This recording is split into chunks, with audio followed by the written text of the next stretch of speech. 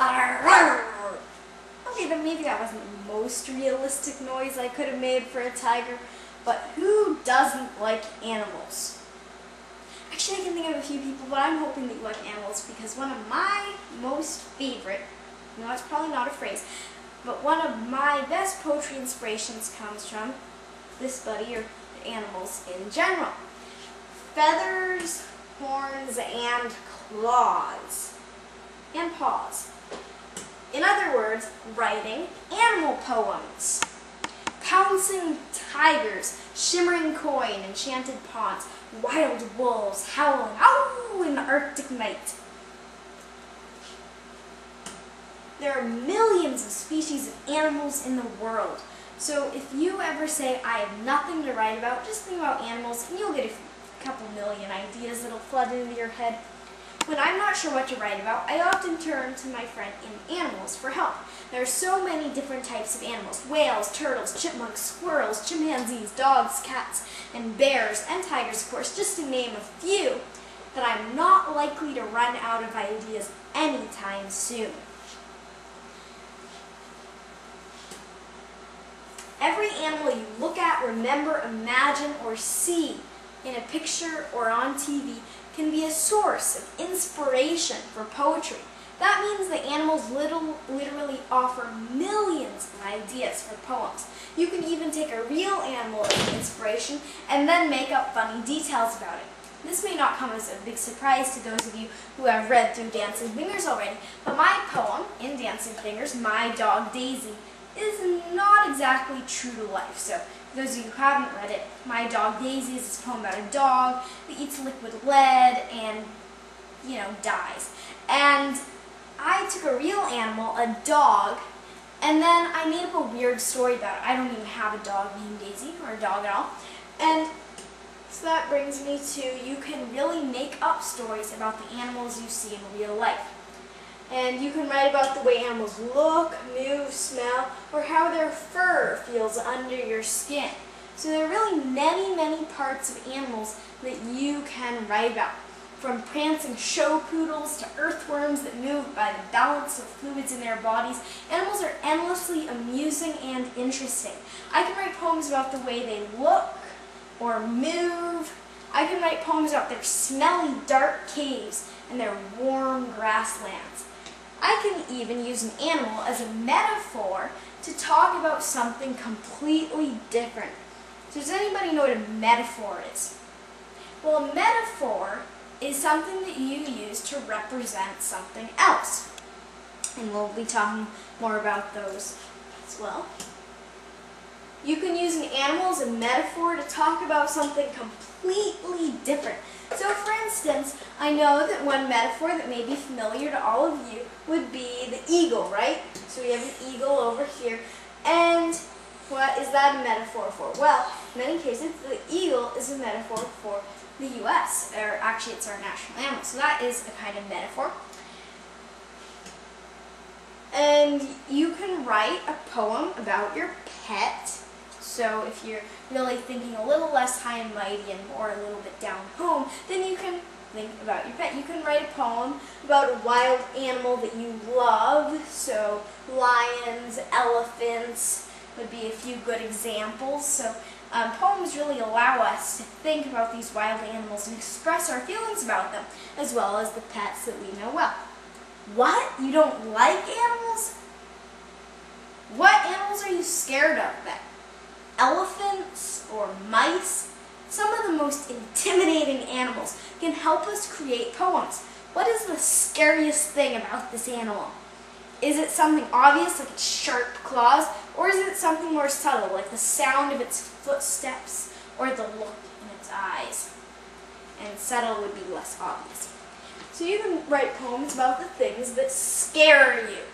Some people might wonder, oh, why do I want to write about something that scares me? Just give me nightmares. But really, these poems can help you express why you're scared to others, so that you don't get teased about being squeamish or something. And you can write about a rat's skittering claws or a crocodile's looming filthy jaws. Mine aren't too clean. You can write about a hyena's odorous shriek or a raptor's lustrous beak. Oh great, a rhyme. That was perfect. When you write about animals, you have the chance to use lots and lots of descriptive words and action words.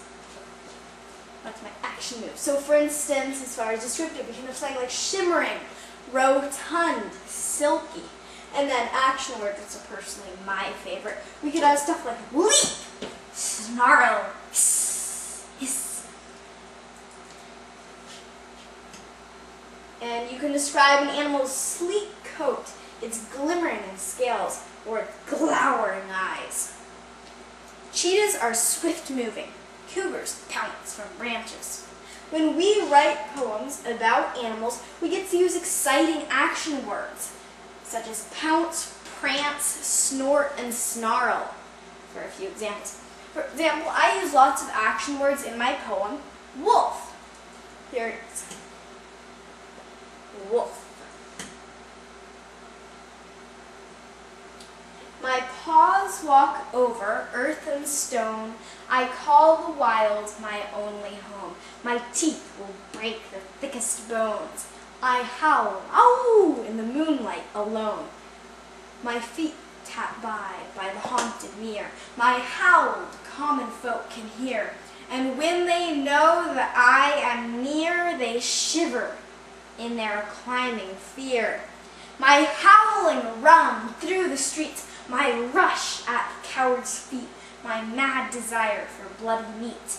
And then, in the darkness, I retreat.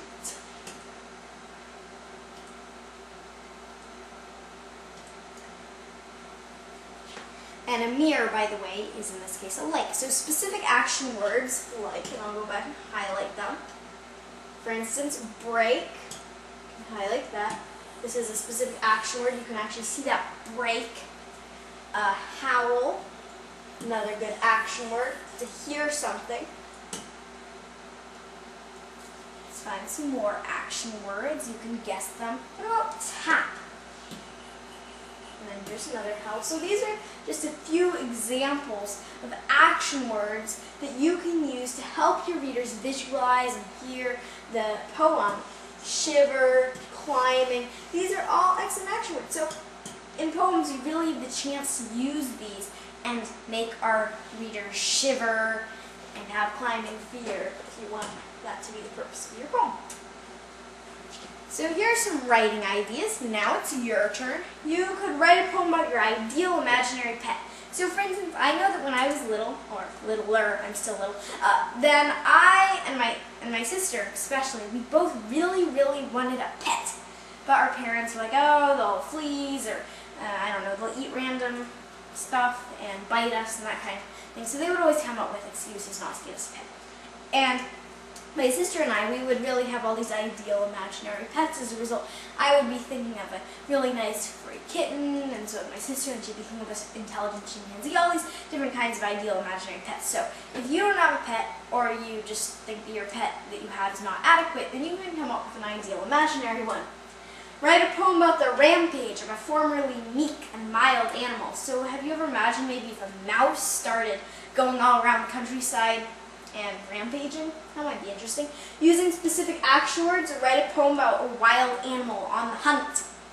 You could write a poem that uses an animal as a metaphor. So this is a really fun one because people, when they read your poem, they're thinking, I don't think this poem is just about a lion. I think it might be about courage. So when you use an animal as a metaphor, you're really creating kind of double meanings there. You can write a poem about an animal that scares you, and this is fun because it allows you to express your feelings and explain to others why you're scared. Write a poem about the way a certain animal's coat feels. And write a poem about the way a certain animal moves. So choose 1 or 2 or 3, however many you want of these, and feel free to complete one. I hope that you've enjoyed this segment of Feathers, Horns, and Claws. Next up is Ridiculous Poems, and I hope to see you there.